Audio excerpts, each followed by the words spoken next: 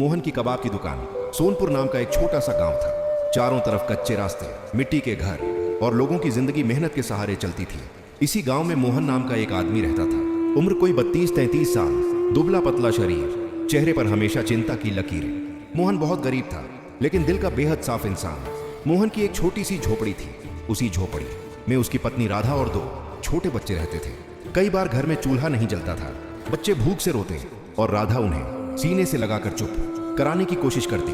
मोहन जब यह सब देखता तो उसका दिल टूट जाता, लेकिन वह हार मानने वालों में से नहीं था। गांव के चौराहे पर मोहन की एक छोटी सी कबाब की दुकान थी। लकड़ी का ठेला, ऊपर पुराना सा कपड़ा और नीचे जलता हुआ कोयला। मोहन सुबह से शाम तक वहीं खड़ा रहता। मसाले वह खुद पीसता, मांस खुद तैयार करता और पूरे मन से कबाब बनाता। उसके बनाए कबाब स्वाद में लाजवाब थे, लेकिन ग्राहक कम थे, क्योंकि गांव के अमीर लोग उसे गरीब समझकर नजरअंदाज करते थे। गांव में एक और आदमी रहता था, सेठ धनराज। वह बहुत लालची और घमंडी था। गांव की आधी दुकानों पर उसका कब्जा था। उसने नया बड़ा होटल खोलने का सपना देखा था और उसे मोहन की दुकान की जगह चाहिए थी। सेठ धनराज को यह बिल्कुल पसंद नहीं था कि एक गरीब आदमी मेहनत करके अपने पैरों पर खड़ा हो। एक दिन सेठ धनराज मोहन की दुकान पर आया।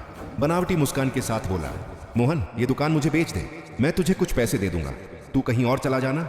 मोहन ने सिर झुकाकर कहा, सेठ जी, यही दुकान मेरे बच्चों का सहारा है, मैं इसे नहीं बेच सकता।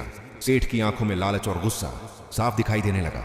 उसने मन ही मन ठान लिया कि वह मोहन की दुकान बर्बाद करके रहेगा। उसके बाद मोहन की मुसीबतें बढ़ने लगी। कभी नगर पंचायत की शिकायत, कभी पुलिस की धमकी, कभी कहा जाता कि दुकान गंदी है। ये सब सेठ धनराज की चालें थी। कई बार मोहन की दुकान बंद करवा दी जाती। उस दिन मोहन खाली हाथ घर लौटता और बच्चों की भूखी आंखें देखकर फूट फूट कर रो पड़ता। एक रात राधा ने रोते हुए कहा, अब कब तक ऐसे जिएंगे मोहन, बच्चों का पेट नहीं भरता। मोहन ने आंसू पोंछते हुए कहा, मैं हार नहीं मानूंगा, सच्चाई और मेहनत एक दिन जरूर जीतेंगी। अगले दिन मोहन ने एक फैसला लिया। उसने अपने कबाब की दुकान और साफ सफाई पर और ज्यादा ध्यान देना शुरू किया। उसने गांव के बाहर से आने वाले मजदूरों को सस्ते दाम में कबाब खिलाने शुरू किए। धीरे धीरे उसकी दुकान की खुशबू पूरे इलाके में फैलने लगी। एक दिन शहर से एक अफसर गांव आया। उसने मोहन के कबाब खाए और बहुत खुश हुआ। उसने गांव वालों से पूछा कि इतनी अच्छी दुकान को बार बार क्यों परेशान किया जाता है। सच सामने आने लगा। गांव के कई लोगों ने सेठ धनराज की सच्चाई बता दी। जांच हुई और सेठ धनराज की सारी चालें उजागर हो गईं। उस पर जुर्माना लगा और उसकी कई अवैध दुकानें बंद कर दी गई। गांव में उसकी इज्जत खत्म हो गई। मोहन की दुकान को सरकारी अनुमति मिल गई। अब उसकी दुकान पक्की बन गई। ग्राहक बढ़ने लगे। पहली बार मोहन अपने बच्चों के लिए पेट भर खाना ला सका।